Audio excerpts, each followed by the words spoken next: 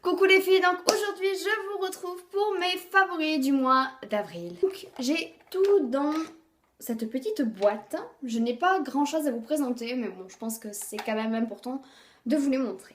Donc je vais d'abord commencer avec mes ongles, puisque c'est ce que j'ai fait le plus attention durant ce mois-ci. Et pour ça j'ai utilisé deux produits. Donc d'abord une crème pour les mains de chez Nuxe qui est la Rêve de Miel. Oui, Rêve de Miel, et qui est pour les mains sèches ou abîmées. Donc moi j'ai les mains plutôt abîmées, pas forcément hyper sèches, mais plutôt abîmées au niveau des cuticules, parce que je me mets souvent du vernis, parce que je fais quand même le ménage malgré que je mette du vernis, tout simplement. Je fais beaucoup de choses et du coup ça fait que les mains se fragilisent assez vite puisqu'on a la peau assez fine. Et donc cette crème elle les répare vraiment vraiment très très bien. Par contre côté prix je trouve qu'elle est un peu chère, mais bon après... on voit le format quand même, hein. C'est du 75 millilitres, donc ça va, ça reste quand même assez convenable. Côté vernis, je n'en ai qu'un à vous présenter, c'est de chez Erom, c'est le Night Eyeliner Sensitive. Et c'est pour fortifier vos ongles et les assainir. Donc il y a le fort, l'extra fort et celui-ci. Moi j'avais le fort et là je suis passée au léger. Parce qu'après une cure de 2 mois avec le fort, à force, les ongles commencent à s'habituer au produit, à trop s'imbiber. Et moi, je suis passée à celui-ci et qui fait, je trouve, l'affaire autant que le fort. Donc voilà. Après, côté prix, ils sont pas donnés. Je crois que c'est aux alentours de 14-16 euros, je crois. Donc c'est vraiment pas donné. Sachant que le contenu n'est pas énorme comparé au packaging. Voilà. Donc pour vous montrer. Voilà. Ensuite, côté teint, j'ai 3 produits à vous présenter. Donc un correcteur, un fond de teint et un blush. Donc côté correcteur, c'est celui-ci, c'est de chez Lancôme. C'est le Effacer Longue Tenue Soin Teinté Unifiant Anti-Cerne SPF 12. Donc qui a un SPF, c'est très bien. Comme dans tous mes fonds de teint, ça c'est super pour l'été. Quand le soleil va commencer à réapparaître et tout, on va essayer de camoufler les imperfections avec légèreté et surtout avec une protection SPF. Voilà, le jeu de mots. Donc moi j'ai la teinte 3 beige ambré, donc je l'utilise aussi bien sur mes cernes que sur mes imperfections. Côté imperfection, je laisse poser 1 minute et ensuite je viens tapoter le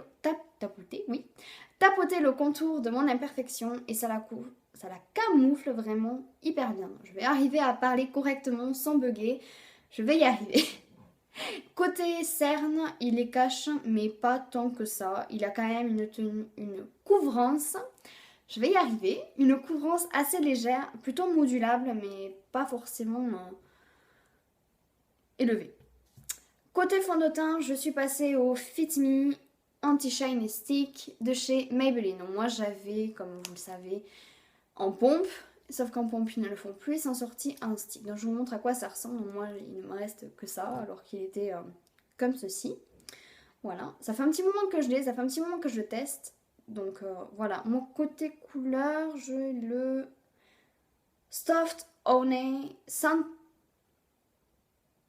J'ai le numéro qui s'est à moitié effacé, donc c'est pas facile. C'est le Soft Honey 315 Miel. Voilà, je vais y arriver. Côté couvrance, il est vraiment très très bien. Moi je trouve qu'il a une couvrance légère à moyenne, ce qui me convient assez bien puisque je cherche pas forcément une super haute couvrance qui va faire vraiment un effet masque, qui va vraiment enlever tout le côté naturel que peut avoir un teint tout simplement, surtout quand on est jeune, quand on a mon âge, on n'a pas forcément besoin d'une couvrance super élevée à part si vraiment on a des gros problèmes d'acné, ce que j'avais au bout d'un moment, dans quel cas je mettais beaucoup plus de fond de teint, beaucoup plus couvrant, mais là ce n'est plus le cas. Donc je reste sur une couvrance moyenne à légère. Légère à moyenne plutôt. Je vais y arriver à parler, je ne sais pas ce que j'ai. Donc voilà, ce fond de teint est aux alentours de 15 euros aussi, je crois, quelque chose comme ça. Et il est vraiment très bien, mon rapport qualité-prix, super. Tenue, super. Le fait que ça unifie le teint, il est vraiment super aussi. Et côté blush, c'est mon nouveau chouchou du moment. Oui, parce que j'ai enfin un nouveau blush et que j'adore ça, les blushs. C'est un de chez Too Faced. Donc oui, rien que le packaging, il est vraiment sublimissime. C'est un petit cœur et c'est le Sweet Earth Perfect Blush. Et moi, j'ai la teinte Something About Berry. C'est la teinte la plus rosée qu'il y ait. Oui, il est vraiment super. Flash. Donc on a un rose super pigmenté, un corail un tout petit peu plus péchu et un rose un tout petit peu plus clair. Comme ceci. Donc oui, ils sont vraiment sublimes. La pigmentation est quelque chose de ouf. Je ne m'attendais pas à une telle pigmentation. Et un packaging aussi mimi, franchement. Regardez, c'est trop...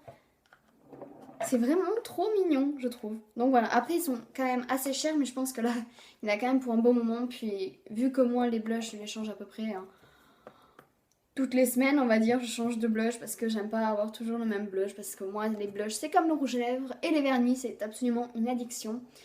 Oh, je le trouve vraiment sublime. Sublime, sublime, sublime. Le packaging, il est trop kiki. J'aime trop. Donc voilà. Ensuite, côté œil, j'ai un crayon noir de chez Bourjois que j'ai utilisé tout ce mois-ci et c'est le Smoky Eyes Ultra Black en teinte black, 76 Ultra Black. Donc voilà, il y a un côté avec le petit crayon et un autre... Enfin, c'est un pinceau, mais que je ne me sers pas tellement puisque il n'est pas vraiment super utile en fait. Donc voilà. Et ensuite, j'ai un mascara de chez Clinique. Et alors, attendez, parce que le nom il est assez long et assez compliqué. C'est le Mascara Impact Optimal Eye Impact Mascara. C'est super compliqué et super long comme un nom pour un petit mascara comme ça. Voilà, alors je trouve qu'il fait vraiment des cils de fou. Il déploie les cils. Oh, quelque chose de dingue. D'ailleurs, je l'utilise dans mes deux précédentes vidéos plutôt. Il est vraiment super super super. Après côté prix, je crois qu'il est aux alentours de 28 €, quelque chose comme ça. Ce qui reste assez cher pour un mascara puisque moi je ne mets jamais ce prix dans un mascara, mais celui-ci on me l'a offert et je l'adore, je l'adore, je l'adore. Et je pense qu'il se pourrait bien que je le rachète s'il continue autant à me plaire et si j'en découvre pas un d'un peu moins cher en grande surface qui me plaise autant que celui-ci. Et ensuite, côté lèvres, et pour terminer cette vidéo, j'ai deux produits. Et ce sont mes bébés de chez Bourjois. Ce sont les rouges éditions Velvet de chez Bourjois. J'ai deux teintes. J'ai quelque chose d'assez nude, moi, qui est absolument la même teinte que mes lèvres, pratiquement. Et un rouge coquelicot, absolument sublime. Donc moi, j'ai les teintes 7 New East. Et j'ai la teinte 1 Personne ne rouge. Des noms encore plus bizarres qui ne le sont. Alors la formule est vraiment très bizarre parce que ça fait comme un gloss au début quand on l'applique, puisque ça colle un peu, c'est assez brillant, mais avec le fil du temps, il se matifie. Oui, il se matifie avec le temps. Alors je vous montre un peu la forme des pinceaux quand même. C'est un embout mousse, ce qui fait que c'est hyper pratique. Voilà, c'est un embout mousse. Donc je vous montre juste les couleurs. Bon, ça c'est le Person Rouge. Je ne l'ai pas mis sur le pinceau. Donc oui, c'est un magnifique rouge coquelicot. Du plus bel effet. Et ça c'est un nude parfait. Alors pour ceux qui me poseront la question, non, je trouve pas qu'il y a de nude qui va à tout le monde puisque chacun a une carnation de peau différente, donc chacun a son nude différent puisque personne n'a les mêmes couleurs de lèvres ou la même couleur de teint. Donc c'est chacun son nude personnel, on va dire. Et moi ce serait celui-ci si je devais choisir puisque quand je l'applique, ça se fond pratiquement dans la peau et ça ne se voit pas tant que ça, on dirait pas forcément que j'ai un rouge à lèvres ou quoi. Et pourtant, j'en ai un.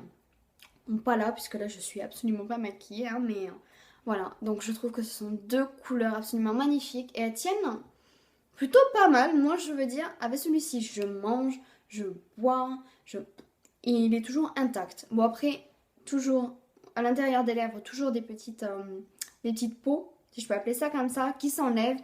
Mais ça me le fait avec tous les rouges à lèvres et au bout de quelques temps, ça le fait avec tous. Mais après, ceux-là, côté packaging et tout, ils sont assez classe, je trouve. On peut les transporter assez facilement partout. Et puis la tenue, rapport qualité-prix et tout, ils sont vraiment super. Donc moi, je dis, les filles, foncez chez Nocibé, Sephora, Monoprix, je crois aussi, où c'est qu'ils les font, les produits bourgeois. Donc foncez les filles, foncez, foncez. Et franchement, n'hésitez pas une seule seconde. Donc voilà, c'était tous mes petits favoris du mois d'avril. Donc j'espère que ça vous aura donné quelques petites idées de prochains achats peut-être. Ou dites-moi si vous avez testé d'autres produits de ce type ce mois-ci. N'hésitez pas à me mettre tout ça en commentaire. N'hésitez pas aussi à vous abonner à ma chaîne, à me rejoindre sur ma page Facebook et sur mon Instagram car je poste des photos assez régulièrement. Ce qui fait que vous pourrez me suivre un peu en temps et en heure. Bon, peut-être pas autant mais plutôt pas mal. Donc je vous fais plein de gros bisous, je vous dis à très bientôt. Et maintenant, à vous de jouer. Coucou les filles, donc aujourd'hui je vous retrouve pour mes favoris du mois de mai. Non, on n'est pas au mois de mai. Ça, on est au mois d'avril.